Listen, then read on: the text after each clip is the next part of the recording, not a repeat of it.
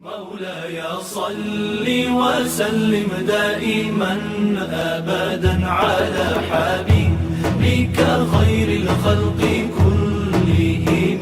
مولاي صل وسلم دائما أبدا على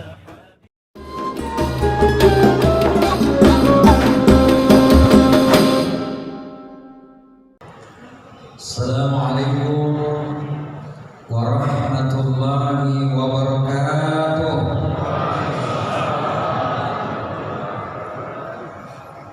Alhamdulillah, alhamdulillahi rabbil alamin. Syahr Ramadan alladhi unzila fihi al-Qur'an hudan lin-nas wa bayyinatin minal huda wal furqan. Asyhadu an la ilaha illallah wa asyhadu anna Muhammadan abduhu wa rasuluh. Allahumma shalli ala sayyidina Muhammad wa ala alihi wa sahbihi ajma'in. Amma ba'd. Rabbi shrah li sadri wa yassir li amri wa hlul 'uqdatam min lisani yafqahu qawli. Kaum muslimin dan muslimat, segala puji hanya milik Allah, suatu nikmat yang penuh kebesaran yang Allah berikan kepada kita, karena pada malam hari ini kita masih bisa meluangkan waktu kita di masjid yang penuh keberkahan, melaksanakan kewajiban kita yaitu sholat isya, kemudian dilanjutkan dengan sholat sunnah tarawih.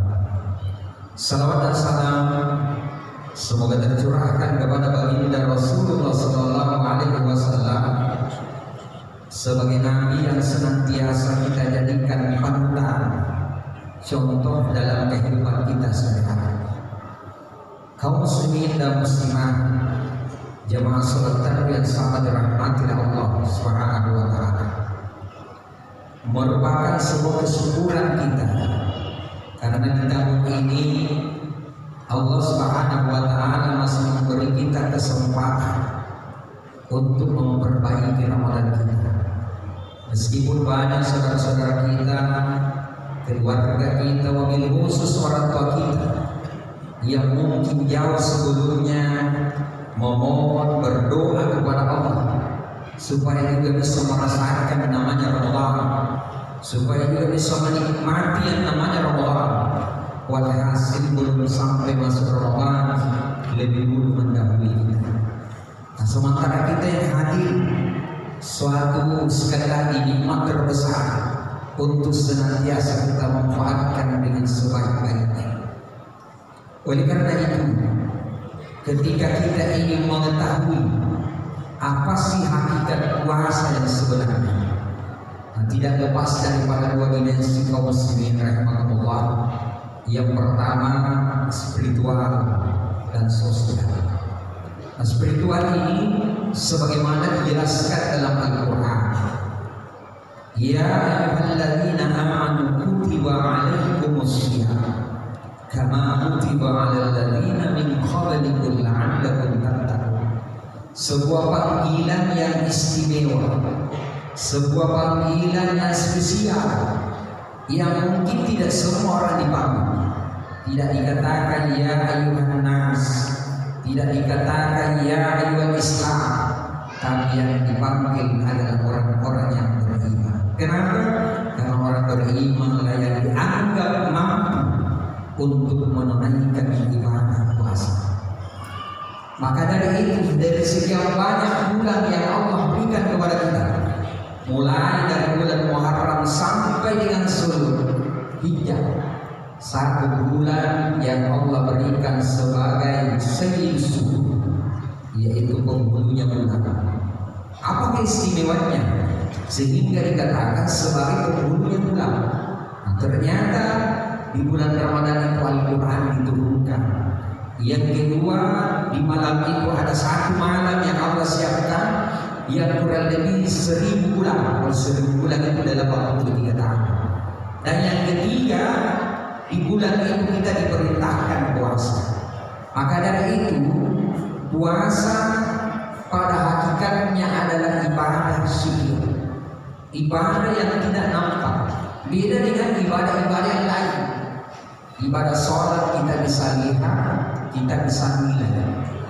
Kita sholat di masjid yang besar ini, baru imamnya takbir, baru imamnya baca Fatihah. Kadang hati kita berkata subhanallah, khusus betul kita sholat di masjid yang besar. Kenapa? Imamnya bagus, bisa dinilai, bisa dilihat. Orang berzakat juga bisa. Orang mengeluarkan zakat dan di samping kita mungkin jauh lebih besar daripada kita. Begitu juga dengan naik haji.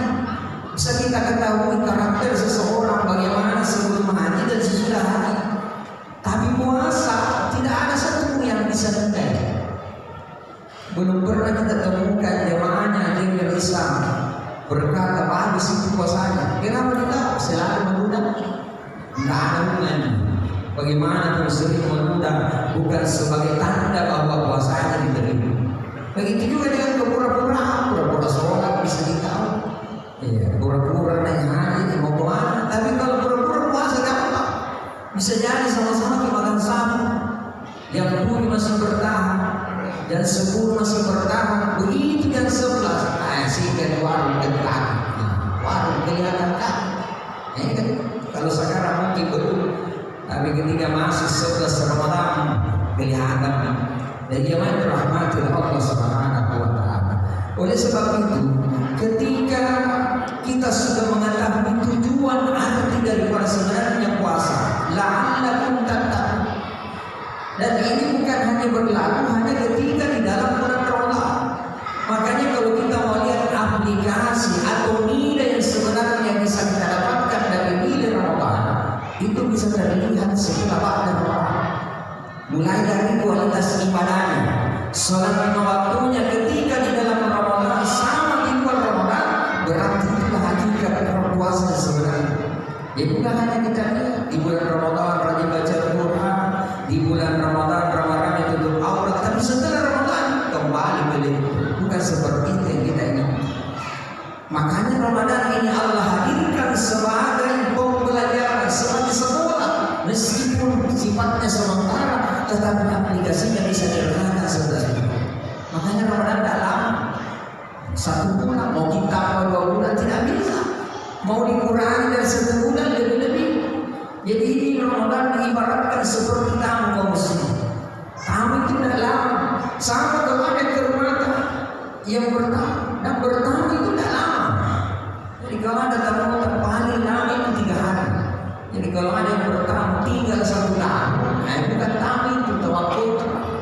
Jadi jemaah dirahmati Allah Subhanahu wa taala. Kalau kita pahami Ramadan ini sifatnya sementara, kita jadikan sebagai tamunya Allah, tentu kita sebagai sahibul bait, tuan rumah harus menyambutnya dengan baik, harus bagaimana di dalamnya itu berbanyak amal ibadah. Kita harus paham. Jadi sekali lagi spiritual dan bagaimana bentuk ketakwaan kita kepada Allah. Yang kedua adalah sosialnya. Jadi di satu sisi kita kepada Allah, di satu sisi kepada manusia. Nah di bulan Ramadan kita diajarkan adanya kebersamaan. Buktinya ketika kita berbuka, tak mengenal hanya miskin, kita duduk bersama di masjid, merasakan bagaimana indahnya berbuka. Begitu setelah kita sahur sama-sama. Di siang hari kita saling menjaga. Mungkin bukan hanya menahan lapar hausnya, tetapi bagaimana dia menjaga hawa nafsu. Nah inilah ketika sekali lagi kaum muslimin jamaah tamu yang sama dirahmati Allah Subhanahu wa taala, ketika kita ingin memahami sebenarnya hakikat daripada puasa, tidak lepas dari 2 hal itu tadi. Yang pertama konteks spiritual, bagaimana memahami puasa itu betul-betul kita dirikan karena niat karena Allah Subhanahu wa taala. Yang kedua menciptakan bagaimana kita hubungan kepada sesama manusia itu bisa menjadi baik. Saya sering sampaikan, belajarlah dari seperti lebah. Itu lebah kaum muslimin. Cari makan pasti kita yang baik. Yang kedua, apa yang dikeluarkan dari mulutnya lebah itu adalah mandi itu baik bagi saya. Bagaimana kita sebagai orang bertakwa usahakan yang keluar dari lisan kita itu adalah kalimat thayyibah di bulan Ramadan. Itu diharapkan. Dan yang ketiga, lebah itu ketika dia cari makan tidak pernah merusak. Sama kita di bulan Ramadan tidak saling mengganggu dan cuma cuma satu hal yang perlu diperhatikan dari luar, jangan pernah mengganggu. Kamu ganggu dia akan melawan. Sama halnya kita, ketika ada saudara kita